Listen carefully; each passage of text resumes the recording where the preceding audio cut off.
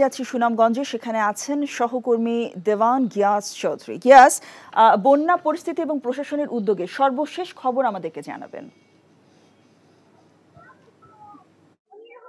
জোসেন্তা, আমরা সকাল থেকেই আপনাদেরকে জানানোর চেষ্টা করছিলাম যে সুনামগঞ্জে বন্যা পরিস্থিতির উন্নতি হয়েছে এবং বৃষ্টিপাত না হওয়ায় চেরাপুঞ্জিতে মাত্র ভারতের চেরাপুঞ্জিতে 32 মিলিমিটার বৃষ্টিপাত হয়েছে এবং এর প্রভাবে সুনামগঞ্জের সুরমা নদীর পানি বিপদসীমার মাত্র 4 সেন্টিমিটার উপর দিয়ে প্রবাহিত হচ্ছে এবং এই কারণে সুনামগঞ্জের শহর থেকে অনেক জায়গা থেকেই পানি নেমে গেছে। তারপরও শহরের এখনো পানি রয়ে গেছে।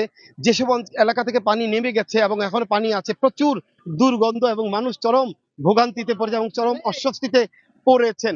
আর জেলা প্রশাসনের ত্রাণ কার্যক্রম জেলাব্যাপী তারা অব্যাহত রেখেছেন। আমি জেলা প্রশাসক মোহাম্মদ রাশিদ ইকবালের সাথে কথা বলেছিলাম। তিনি বলেছেন সারা সুনামগঞ্জের 12 উপজেলায় তারা 900 মেট্রিক টন জিআর চাল দিয়েছেন এবং নগদ 5 লক্ষ টাকা দিয়েছেন এবং তাদের এই কার্যক্রম অব্যাহত থাকবে। তারা আরো ত্রাণের জন্য সরকারের কাছে ত্রাণ মন্ত্রণালয়ে চিঠি দিয়েছেন।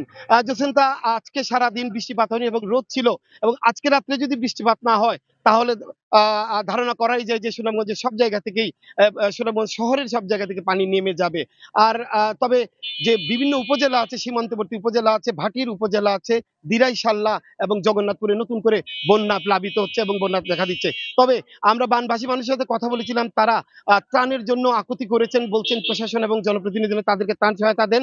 এবং আমরা সুনামগঞ্জের উত্তর পারে গিয়েছিলাম এবং সেই পারে রাস্তার মধ্যে এবং নদীর পারে মানুষজন নৌকা দেখলেই ডাকছিলেন ত্রাণ সহায়তা দেওয়ার জন্য। জোসেন্তা, এই ছিল আমার কাছে সুনামগঞ্জের বন্যা পরিস্থিতির খবর। সুনামগঞ্জ থেকে জানছিলাম বন্যা পরিস্থিতির খবর। এবার লালমনিরহাট থেকে সরাসরি যুক্ত হচ্ছেন স্থানীয় প্রতিনিধি হায়দার আলী বাবু।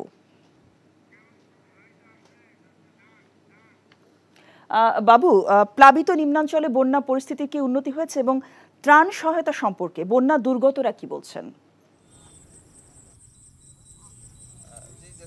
আজকে সকাল 6টা থেকে তিস্তার পানি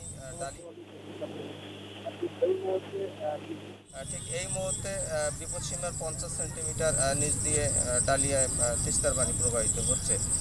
তবে পানি উন্নয়ন পূর্বাভাস দুপুরের দিকে আবারও যেটা বলছে যে আগামী 72 ঘন্টার মধ্যে এই তিস্তা ধরলা অববাহিকায় অতিবৃষ্টি এবং উজানের ঢলে আবারও স্বল্পমেয়াদী বন্যা দেখা দিতে পারে। আর লালমনিরহাটের আদিকমারি উপজেলার মহেশখোসা ইউনিয়ন সহ কিছু নিম্নাঞ্চলে মানুষ এখনও পানিবন্দী রয়েছে, তাদের খাবারের সমস্যা হচ্ছে। তো আর সরকারিভাবে তারা বলছেন যে বন্যা দুর্গত লোকজন বলছেন যে তারা এখনও সরকারিভাবে কোনো সহায়তা পাননি। তবে জেলা প্রশাসন বলছে যে তারা বন্যা কবলিতদের পাশে সবসময় থাকার জন্যই তারা প্রস্তুতি নিচ্ছে। আর বন্যা কবলিত এলাকার কৃষকরা যেটা বলছেন যে তারা ব্যাপকভাবে। লালমনিরহাট থেকে জানছিলাম বন্যা পরিস্থিতির খবর।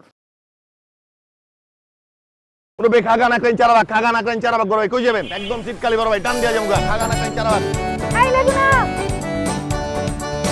ওস্তাদ জানে প্লাস্টিক ওস্তাদ।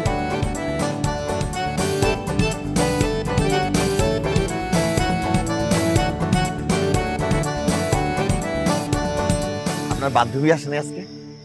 না, কেন রে লাগবে? গেল কই? হে পৃথিবী, তুমি আমাকে ক্ষমা করে দিও। কইছি না বাপ তুই না কথা কবি না, কইছি না একবার কলেজের টাইন আছে।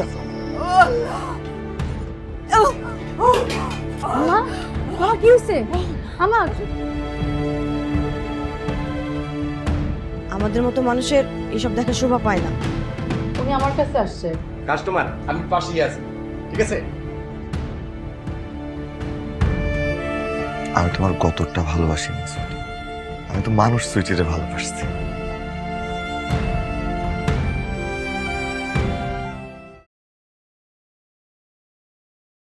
এখন জন্ম সনদ দিয়ে খোলো বিকাশ স্টুডেন্ট অ্যাকাউন্ট। নিজের বিকাশ নিজে কর।